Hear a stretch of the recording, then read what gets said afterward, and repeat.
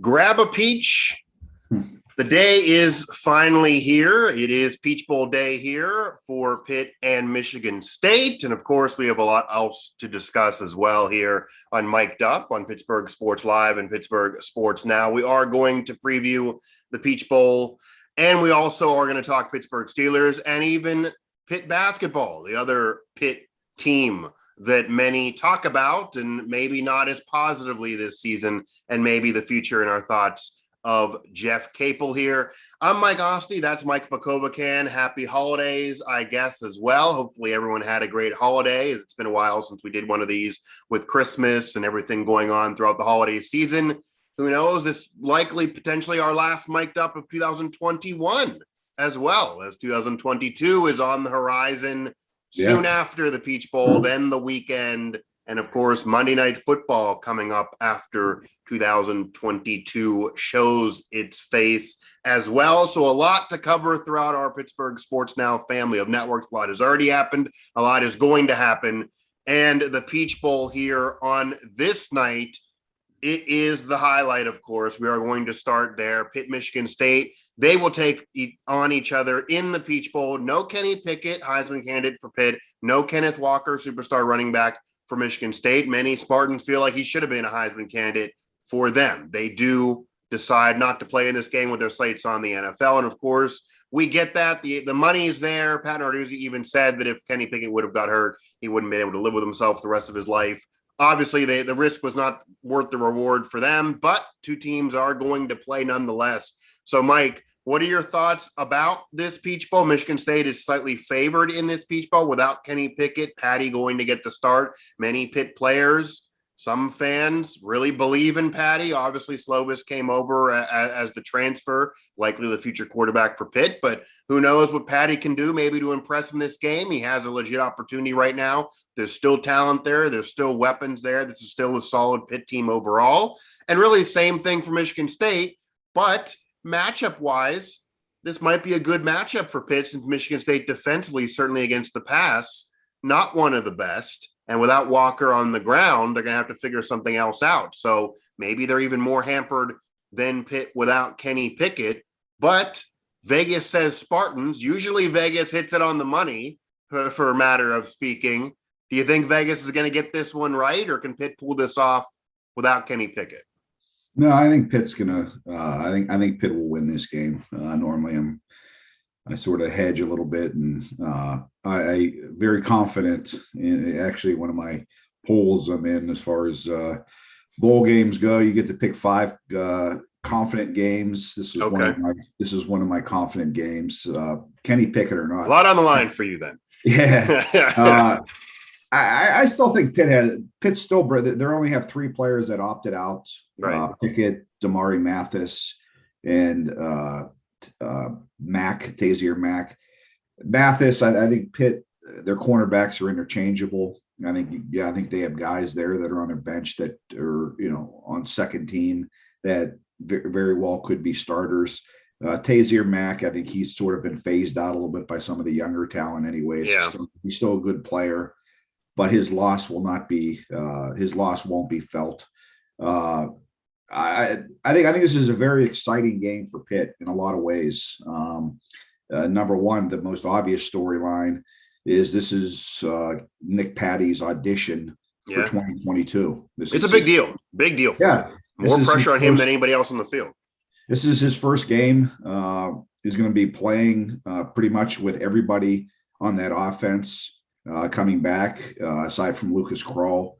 This is his chance to show Pat Narduzzi that, although you brought in Caden Slovis from USC, can still be your guy next year. And I'm going to give him a fight in spring.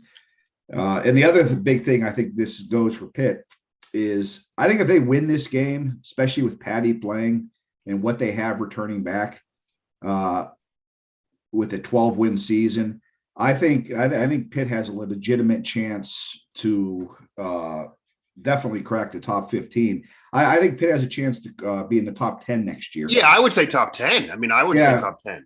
Yeah, preseason. If they win this game, I mean, they certainly would finish the year, I'd imagine, in the top 10, and then you're looking at preseason. Yeah, I'm talking about next year. Yeah, right. Yeah, they would be in for this year, but looking ahead for 2022, considering the hype they've got, they'll be returning the Blitnikoff winner. It would be very. I would say so. Yeah, the national eyes are going to be on them, and you finish if you start next season in the top 10. That's always good because then you have a chance then, right? Yeah, you're in front. So as long as you don't mess it up in a way. Yeah, so I think this is big for Pitt in a lot of ways, and let's not discount the fact that winning 12 games has only been done one time in program history. Exactly. 1976 team. So although this isn't a national championship, hey man, 12 wins is 12 wins, and this would be a springboard into 2022. A lot of times I think that phrase is overused because next year is next year, and that's different. But I think there's a lot of stuff that Pitt could build on from today going into the off season with a good showing today.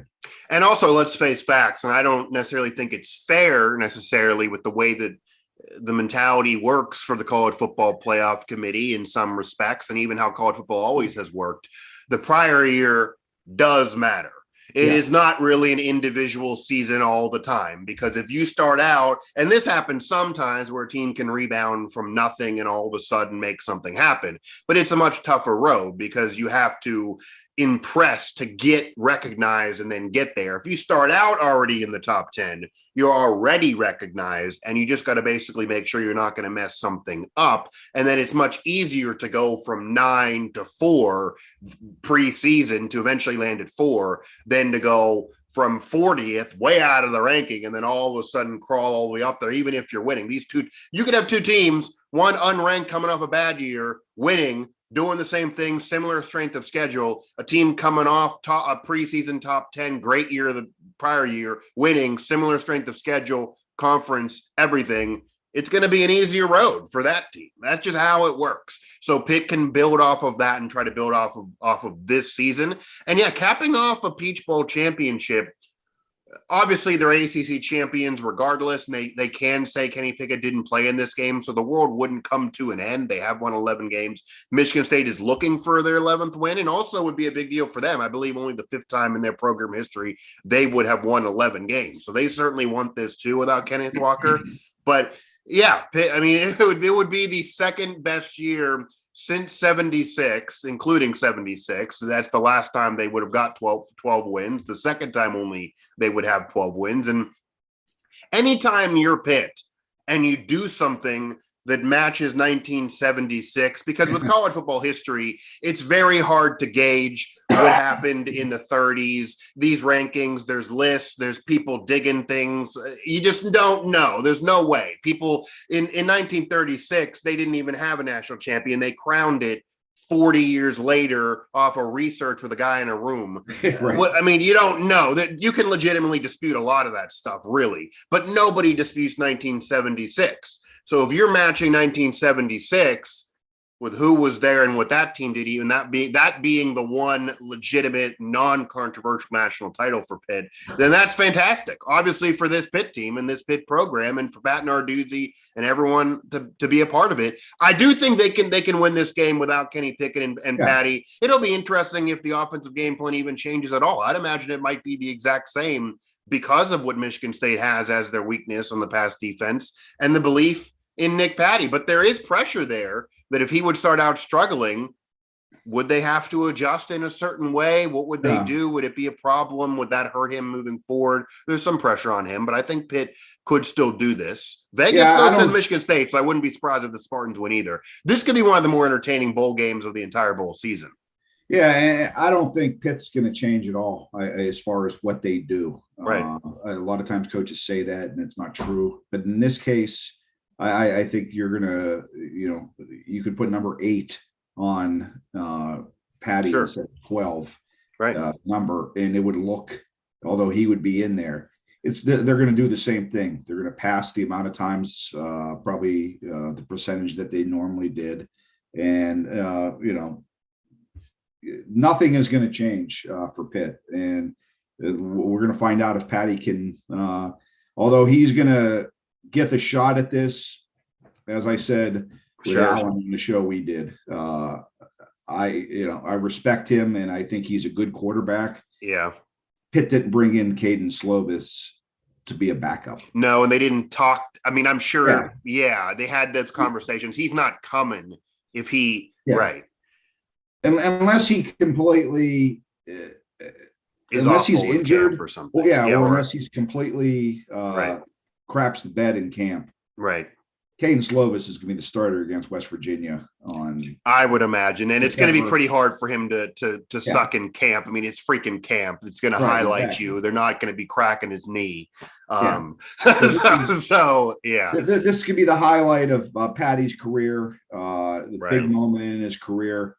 But Pat Narduzzi knew what he had with Nick Patty when him and the staff went out and were scouting prospective transfer quarterbacks. So if they were happy, I don't want to use the word happy. If they didn't feel they needed, they knew what they already had on the roster with Patty.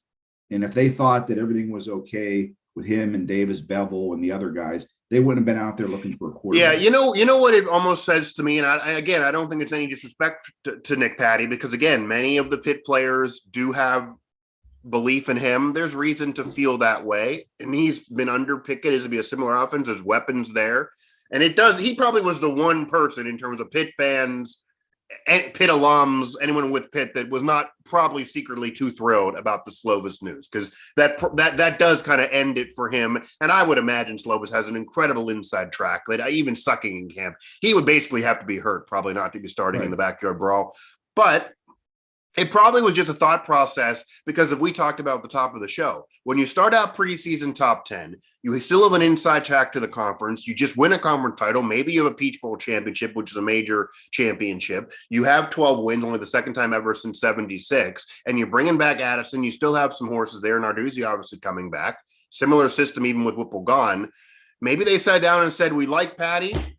If we want to win a national championship, we got to go ahead and get someone else, and maybe Slovis is that guy, because those years don't come around very often, if at all. And yeah, Clemson's going to be back. They just won a bowl game. They've looked really good at the end of the season. They looked a little better offensively. The defense has still been solid. Obviously, they're going to churn it. Dabo Swinney getting double-digit wins yet again. So you cannot count Clemson out at all. Obviously, Hartman coming back for Wake Forest. It won't be easy for Pitt. The odds probably aren't in their favor to win another ACC crown, but it could happen, and preseason-wise could say that they're going to do it. So they really want to try to grab the bull by the horns, for matter of speaking, and actually turn this into even more of a special year, because this year could even have been more than it was, despite how special it's been. So that might have been the thinking in bringing Slovis in.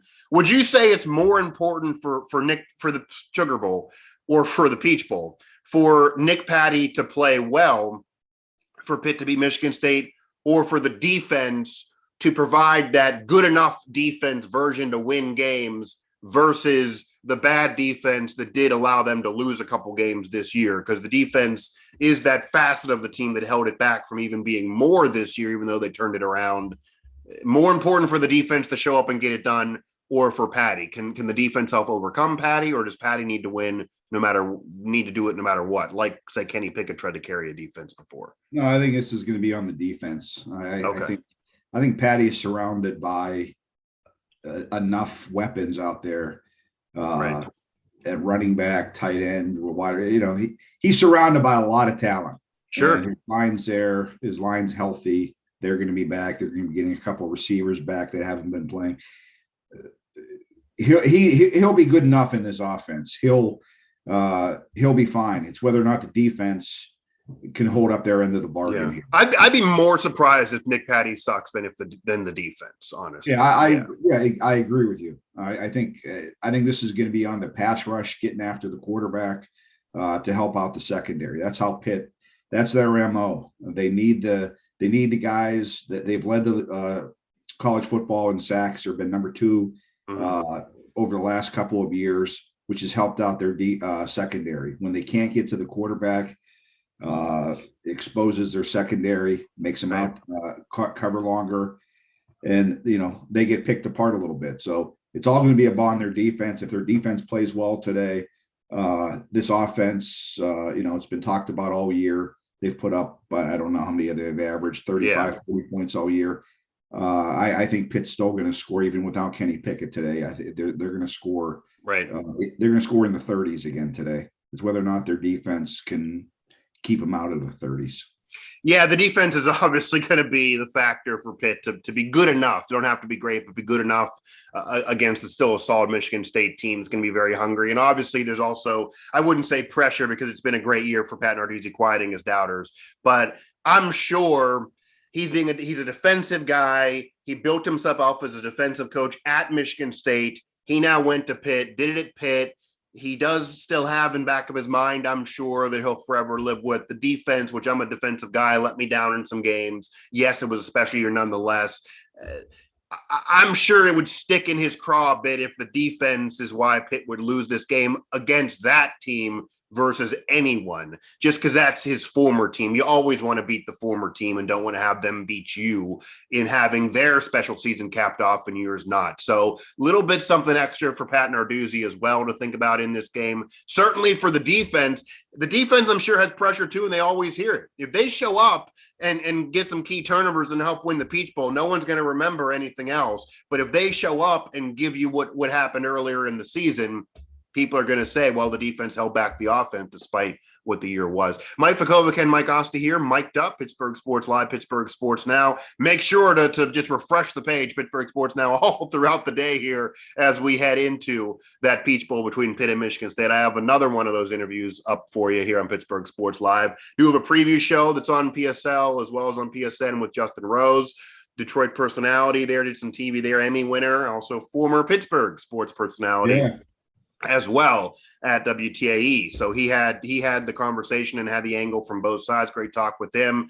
And then I did also speak with Gary Stokin, the Peach Bowl CEO and president, and his thoughts. And he gave his thoughts, by the way, to tease it, on Kenny Pickett and Kenneth Walker choosing not to play in this game, and if that needs to be something that they address. And his thoughts also on college football expansion. Kind of surprised the answer to the question, but he did. Moving on, though, from Pitt football to Pitt basketball quickly here. You wrote a column that got some traction, and this is completely the other side of the spectrum here. Pitt football on the rise. It's coming up roses, literally peaches. Everything's great for Pitt football right now, even looking at the future of the program. Pitt basketball, though, not as much confidence, I guess. Right now, another, up and down year, losing a 1-quarter Notre Dame. It's been a struggling season for Pitt basketball. The tournament seems so far away in recent years for Pitt. They brought in Jeff Capel thinking it'd be a quicker turnaround. He's done okay as a recruiter. You saw what Justin Champagnie did in turning him into something to go to the NBA. But dealing with either legal issues or injuries or everything under the sun this year, it's not been a year that can really climb to anything. You wrote a column that you think Pitt needs to still believe in him and still have some confidence in him and still retain him and allow him to kind of right the ship, because this year isn't fair really to hold against him. And while there's work to do, he can still be that right guy to do it. Any other thoughts on that column? Any pushback that you got on that column? What's the reaction been to that column? Because some Pitt fans do want to already cut bait with Jeff Capel and believe that he has not been what he was advertised to be. As I was writing it, I knew that this would be a column that was going to. I'm actually surprised at the balance in answers that are received. I thought it would be 80-20, get rid of Capel. Okay, it's been pretty split. Of course, I've had people that think I'm an idiot for saying that, right? And then the other guys that say, yeah, I agree. There's a polarizing effect. It's a good one. That's when I like writing columns, when there's both sides to it. My thinking is that this is a tough job. This is not the football program. Sure. ACC basketball, although they're having a down year this year, is tough. Playing in Pittsburgh is tough. Although Jamie Dixon had success here, this isn't an easy job to coach. There's not. And he inherited from Ben Howland. Jeff Capel didn't inherit anything. Yeah, he inherited crap. And that's the problem. I just think too many people want to quick. Right. And although I do admit that I thought Jeff Capel would have this place in this program in a better place than it is right now, it's too early. He's had some bad breaks, and although he brought the players in, people are bringing up the arrests. Right. It happened to Ithiel Horton this year. Right. And as I said, when it happened, this guy, if you had to name anyone on the roster, you can't predict what that happened to. Right. Nobody would have picked him. You even saw opposing coaches defend him and were surprised by it. Right. Yeah. He had a slip up. Right. You're not going to bury the kid for that. Sure. So I just think that if it's a different college basketball today with the cheating and the all that. It's a factor. People want to know why he doesn't get maybe more in basketball than football. Oh, really. Totally more. Yeah. People want to know why he has he was known as a hotshot recruiter. He hasn't been able to get anyone here. He's been he's been a bridesmaid instead of the bride. Sure. Pitt's not willing to pay. Let's just come out and say what it is. Right. But I do think he'll turn it around. And I said that the method for doing that is he has to change his targets. He has to change, instead of going after the elite recruits, the 4 or 5 star recruits that he's used to getting or going after. I think he has to scrap that. Try to find the next Justin Champagnie.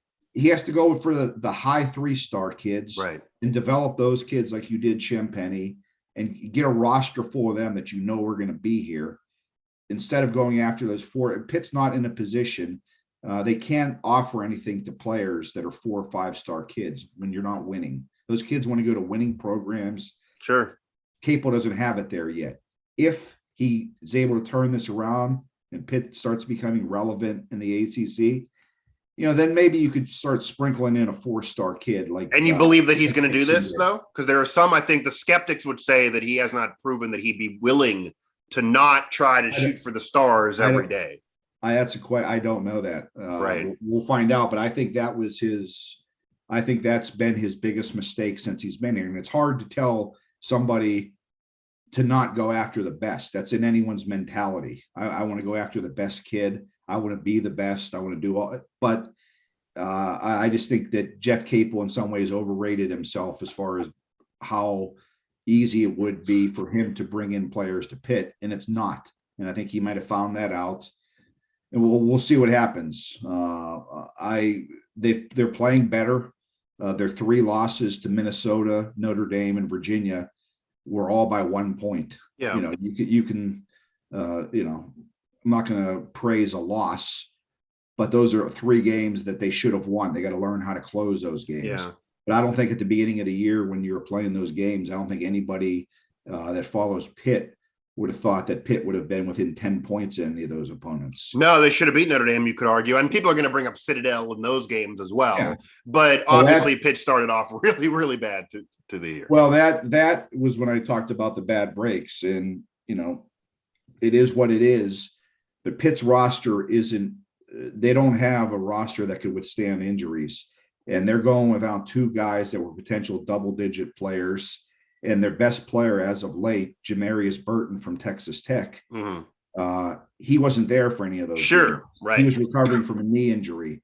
My thing is, if those 3 players are on this team right now, Pitt definitely has a winning record, and they probably have double-digit wins right now. Yeah. But they beat Citadel, and then think of it. Yeah, right. That's the way it is. That's what I'm talking about with the breaks. So, I think you have to look past the record. They're playing hard. They're finally playing defense. He has kids buying into what he's doing. There seems to be some harmony on the team, and they're playing for him. Losing grinds at people. And this team, apparently, from all looks of things, are enjoying what they're doing out there despite the results. And I think that's all you can look at. And I think with the ACC this year, with the way it is, I think Pitt's going to have a chance to get a few wins more than maybe people thought, because the conference as a whole isn't what people are used to. Yeah, and we'll see if Jeff Capel can kind of turn it around and kind of prove what you were saying there to people and say that, hey, if we would have had this full group in that Citadel game earlier in the year, maybe shock the world, maybe get an upset or two here before the end of the year. That would be important here. And I actually do see a question here thrown to us, and this just feels like it's an obvious answer, is how do you have confidence that he can develop talent and once he actually recruits these kids? Justin Champagnie, prior to coming to Pitt, nobody thought NBA highlight reel. You got to give Pitt credit for Justin Champagnie as well. Obviously, Justin Champagnie himself, but Justin Champagnie became a legit player that at one point was thought to be an ACC player of the year. That dissipated. He then got himself into the NBA, was able to play legitimate NBA games. I mean, come on. I mean, that Justin Champagnie by himself, and there's other players that also developed and became solid players. And yeah, they then left the program, but you're dealing with a lot, as you mentioned. You're dealing with arguably more in college basketball as a coach than even college football. There's more teams that feel like they can legitimately have a chance because of the tournament the way it is. So there are more players that are looking at more teams. You're dealing with more competitors in terms of recruiting, and you're dealing with a lot more controversial stuff potentially than even football. And not to say it's not there in football, it is. But names, image, and likeness. But yeah, and the other guy, to answer that question, the other guy to point out is John Hughley. Sure, yeah. The way he's playing right now, he's looking like a guy that he's a force down low. And coming into the season, he was a question mark, of course, because of what happened to him last year. People were calling him a bust, and he wouldn't have been. He wasn't going to be a good player at Pitt. Now he's Pitt's best down low option. And the other guy, they got to transfer Mo Guy, right? The 6'9", 6'10" guy. Pitt fans are upset now that this guy isn't around for another year. They got him with only 1 year, and what this guy's doing on defense, as far as altering shots, rebounding, and being him and Hughley are a good 1-2 punch down low. So. I think that question about who can he develop, those were thrown out this year with not even talking about Champagnie, but those two examples right there. Yeah, I think he's proven that he can develop, he can coach once they're there. If Jeff Capel ends up not having successful tenure at Pitt, it probably is because of the answer to what I asked you, that he keeps trying to swing for a home run of 4 or 5, doesn't get enough of them, even if he ends up the bridesmaid, which can still be impressive in a way, doesn't then develop enough of the 3 because he's focused on the 4 or 5s, and there's been some bad luck. And unless we're Jeff Capel, we really can't answer that. So unless you know that for sure, maybe Heather Lyke knows that he's going to kind of change that scheme a little bit. And it doesn't have to be Pitt calling the 5-star every day, because they're not going to get a lot of them. And maybe it's a waste of time that some could argue. You're not going to really know here. But Jeff Capel, he seems to like being around. It is a lot different, obviously, to recruit at Pitt than to Duke.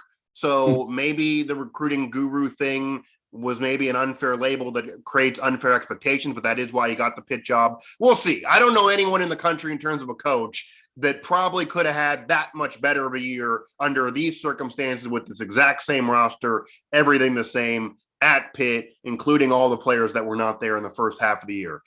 Maybe the Citadel loss looks bad no matter what it is. You're a Pitt program. People are going to say you should beat them no matter who's on your roster because you're Pitt, and I'm sure Pitt agrees. But yeah, there was a lot to deal with, and I don't know anyone that would have been able to turn much more around here. Mike Vukovcan, Mike Asti here. And Mike, as we round things out here on Mic'd Up, potentially our last one here of 2021, we got to talk about the team that everyone talks about all year long, that we started this show talking about, and we've talked about a lot, but it's been a while for you and I having that conversation on this show. The Pittsburgh Steelers, they still have their playoff lives in front of them on Monday Night Football. There's a lot going on around the AFC and the NFL. A lot of teams they needed to lose did lose, even though the Steelers right now, as we speak, are coming off a pretty bad loss, even though to a good team in the Chiefs.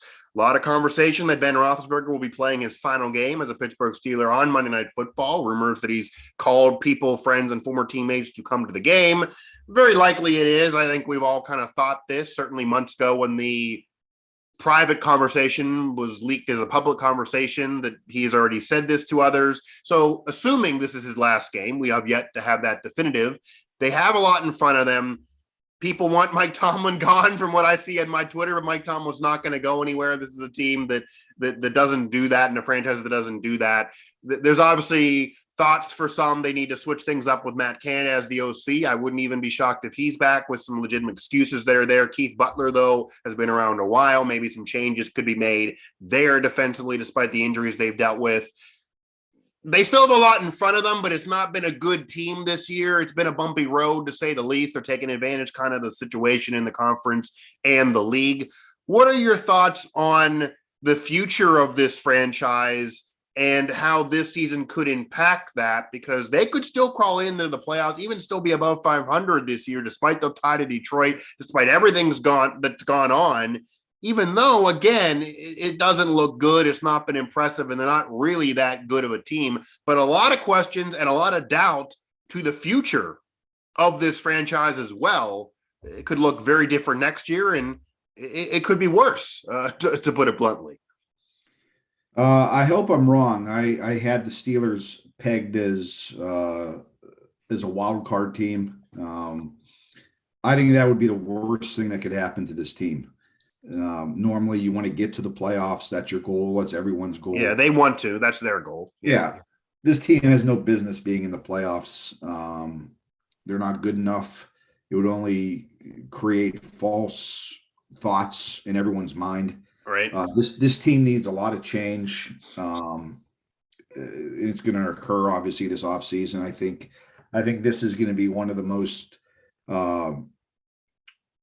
active off seasons, both on and off the field, with the Steelers as far as front office and You would think so.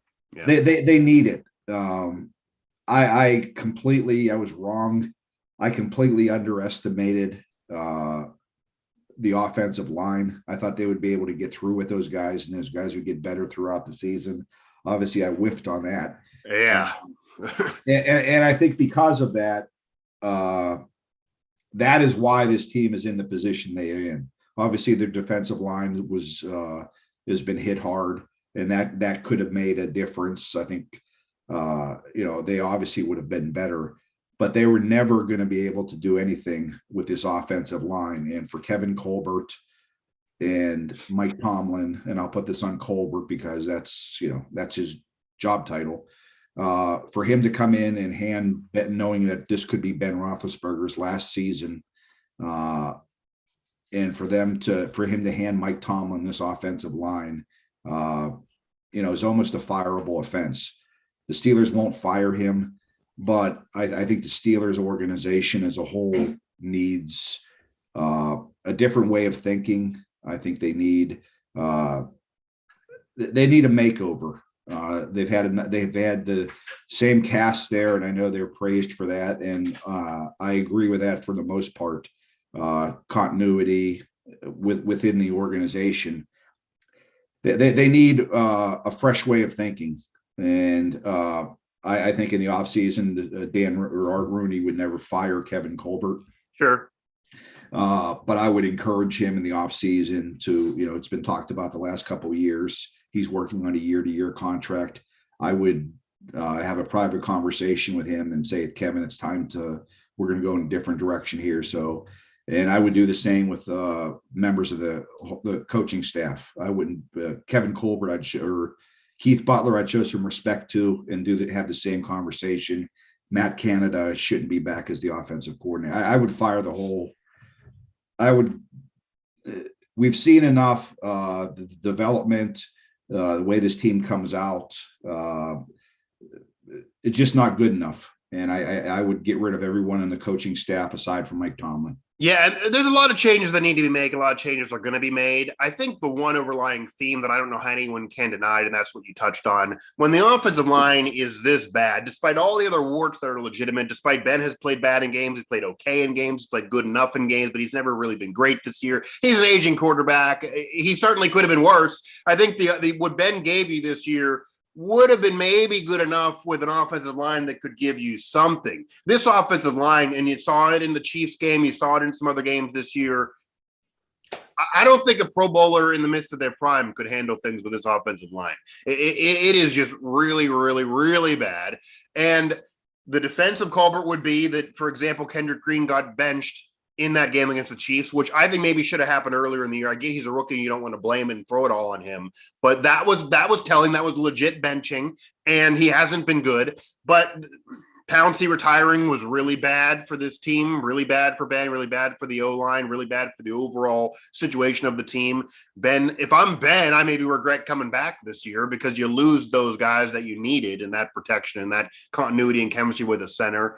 But Kevin Colbert obviously did allow this to unravel for years. It is his job title to make sure this doesn't happen. It's a very young and experienced O-line, and it was the reason why, the number one factor why this season has been so bad. If you're going to rank it, even though there's certainly been other issues as well. But I will tell you that part of him being on a year-to-year contract is he wants to be on a year-to-year contract. I mean, I heard from a close source 2 years ago that he was thinking about retiring soon. There were rumors about Detroit, which is where his family has connections and is from in Michigan, about wanting to take that job a year ago. It didn't happen. He debunked it.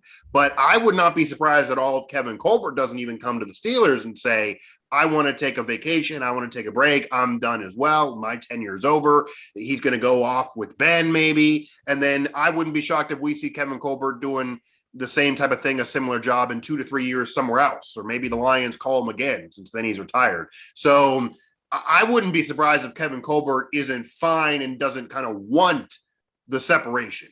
So I don't know if that decision will be made. Again, they're not going to fire him. They're not going to fire Tomlin. They wouldn't make those calls. They probably have the allegiance to Keith Butler, too. I have been calling for Keith Butler for years. I thought they unfairly scapegoated Todd Haley and should have threw it on Keith Butler. His defense has not been good in big games for a long time. Tons of injuries this year, though. Only one thing I can caution you and Steeler fans, and I've heard this from others, I've heard this from sources, I've heard this from people who are much even closer to the Steelers. I would not be shocked if Matt Canada is back. I'm not saying he's done a good job at all. He's been stubborn and hasn't adjusted at all to what they have, and some of these play calls are just ridiculous. But he'll have the excuse of the O-line. He'll have the excuse of an aging quarterback. His system doesn't work when you have no blocking, your tight ends are hurt all the time, and you have an aging quarterback. So it's catastrophically a dumpster fire for what he wants to do. It wasn't going to work with what he wants to do. And the Steelers, as we just talked about with Butler, with Kevin Colbert, etc., they don't like to be knee-jerk.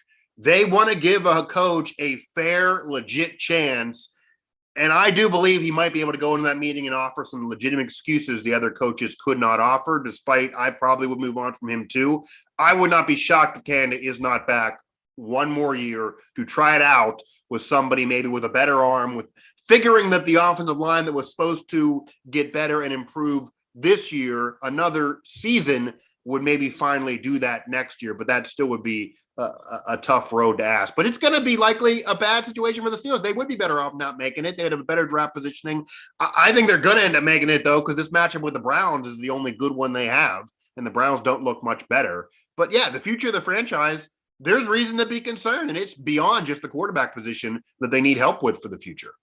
Now, another reason why I would move on from Matt Canada is that in all likelihood, the Steelers are going to be bringing in, I know all this talk out there, I think it's foolish of the Steelers going out there and getting some veteran quarterback. Yeah, Aaron Rodgers or Wilson, yeah. Yeah, all that stuff. I think it's... I don't buy that happening either. I'd be willing to bet anybody around Aaron Rodgers is not coming. To play with that offensive line? Ooh. Yeah, exactly. Come on. They need to draft a quarterback, their young quarterback, and I think you need somebody to help develop him. And Matt Canada doesn't have that in his. That's going to be their most important pick since Ben Roethlisberger. Yeah, unless they make the playoffs and can't go get that guy, they could be too far back. Yeah, you need somebody that has a history with young quarterbacks in the NFL and developing them that. And that's not on Matt Canada's resume. Right. And, despite, what was he playing with a full deck this year on offense? No. But, it's unfair, but life's unfair. This organization needs to do things different. They need a different way of thinking. And I think it's going to come this offseason. If the Browns, Kevin Stefanski, their coach, he should be on the hot seat. Despite last year, I wouldn't fire him, but his play calling the last couple weeks in the underutilization of Nick Chubb If they would just hand him the ball, right? It's an easy game plan. You and I could do it. The Steelers wouldn't be able to stop him. The only person that stops Nick Chubb is the play calling in Cleveland. Right. I don't think the Steelers win this game, despite they're going to have their whole their Cleveland's defense. I oddly do feel like they're going to win this game. I don't know why, but Clowney and right. They'll tear apart this offensive line, hopefully, and the Steelers get a top 10 pick because that's what they need. Yeah, and that's the problem. I mean, what you're saying is true about needing to draft that next quarterback, and it's very unlikely to be in Rodgers or any of those pipe dreams. But they could be too far back. I mean, Pickett, Howe, both could be taken before the Steelers pick. If they do win these 2 games and crawl in, there's motivation to do it. And yeah, I wouldn't be surprised, but they certainly, if the Browns do what you and I would do, or anybody would do as coach of the Browns, just hand the ball to Nick Chubb, especially against the Steelers, who get gashed by running teams. You can certainly run on Pittsburgh now in this era of Steeler football. They should be fine. Maybe they won't, though, because they have not done it enough in recent weeks. And if they go to the Browns game plan we've seen for 2-3 weeks now, if not longer, the Steelers maybe would have a chance. If they make it so Baker Mayfield got to beat them, then the Steelers certainly could make that happen. But Nick Chubb would be a problem for Pittsburgh. The one coach that I do want to just touch on real fast before we close up shop that I think is unfairly getting heaped on of blame this year, and he's already out of town, is Adrian Clem. He took the job at Oregon. That is a weirdness of taking a college job that honestly is not the best college job. It's a good one, but you're not taking the elite of the elite, Ohio State, Alabama type college job, and you're leaving the middle of the season of an NFL team to go take the same job, not even a promotion. It's not like he's the O coordinator now or certainly the head coach. That's weird. Doesn't look good. But Mike Munchak, whoever you want to have, is not going to get better success with this offensive line group, all these injuries, everyone was there, the poor play, etc. I don't think anyone can really believe, and some seemingly do, that you remove Adrian Clem and all of a sudden this offensive line is all fixed and you got rid of the problem. I can't see how he was the problem this year. It just was not a fixable or manageable situation. So he's out of town. Maybe they told him, if you have a job, you should go take it because we're going to have to move on from you. That's the only thing I can think of. That maybe there was that, okay, they called you. I don't want to have you have nothing. We're going to move on. So we're telling you that now. Go take it. Leave now. It doesn't matter to us. But I can't blame him for this year of the offensive line poor play in all reality. He's not out there. It's not like he's telling him not to block. I cannot imagine that he's saying, leave that guy open. There's no way. Once again, I think that falls on Kevin Colbert. Right. For the draft picks, we don't know yet what Dan Moore is going to be as a tackle. We don't know what Green's going to be. He looks completely overwhelmed, but we'll see what the offseason might bring. And the fact that the Steelers didn't address it through free agency, and other people say that's hard to do. Well, Kansas City did it. They've replaced their whole offensive line basically with players within free agency. Steelers had the same option by doing different things, getting creative. They didn't do that. They're going to have to do that this year. And the one thing that could work to their advantage this season is they're going to have, for the first time in many years, they're going to have a lot of cap space to work with.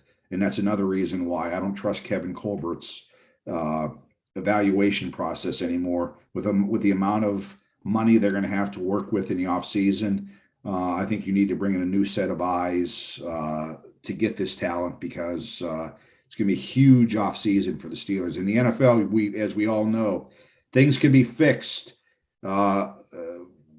somewhat fixed in 1 year if you make the right moves. And Steelers are going to have a chance to do that with the amount of money and hopefully the draft pick, a top 10 pick. Hopefully they're going to get one this year. And, that could change things around.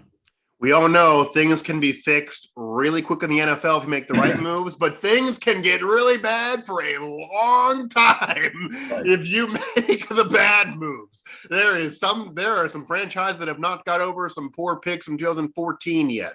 So that is that is the most in any sport in terms of you make bad decisions. you're screwed for a decade more in the NFL than any other league. So that's out there. It could go one or two or the other direction. Right. And this offseason will certainly be very telling. Mike Vukovcan and Mike Asti. That'll do it for Mic'd Up, for this edition of Mic'd Up here on Pittsburgh Sports Live and Pittsburgh Sports Now. That'll do it for 2021 with Mic'd Up. And Peach Bowl in front of Pitt football. Basketball trying to turn things around and keep it moving under Jeff Capel and the Steelers, potentially trying to crawl into the playoffs and send Ben Roethlisberger off that way. But is that really the right way for the future of the franchise? I kind of think this decision by Ben and maybe not making it would be best for the future of this franchise to now finally have a new era still of football. But it'll still be with Mike Tomlin, guys. So it's not even worth the conversation. See how it wasn't a topic here? We're not going to waste our time. It's just not going to happen. That'll do it for this edition of the show. Happy New Year to everybody out there here, of course, amongst our family of network. And you need to be refreshing all these pages here because a lot of coverage here coming up from tonight onward until that New Year hits, and then certainly